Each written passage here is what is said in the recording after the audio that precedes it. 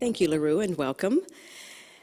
I'm going to be moderating the first panel, and in this panel, we're going to hear perspectives from several institutions of higher ed whose teacher preparation curricula span the birth to age 8 continuum.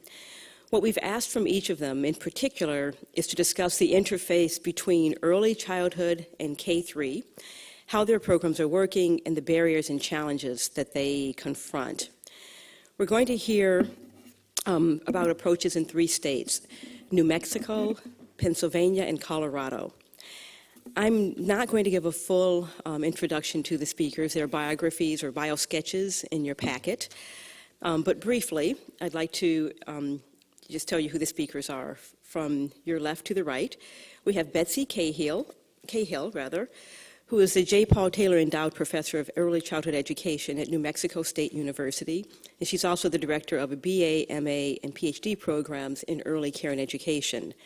Next to Betsy, we have Michelle Sobolak, who's a clinical assistant professor of reading instruction at the University of Pittsburgh. And next to Michelle, we have Judy Gump, who's a professor, lead instructor, and serves as faculty chair in the Early Childhood Education Department at Ames Community College in Greenlee, Colorado. And Susan Thompson is sitting next to Judy. She's a professor of the College of Ed at the University of Northern Colorado. Dr. Thompson coordinates the Early Childhood Education program with an emphasis on birth through grade 3 teaching. With that as my introduction, I'll turn it over to Betsy. And just so as Betsy's coming up, each presenter will come up and speak. Once they've spoken, we'll then open up the floor for questions.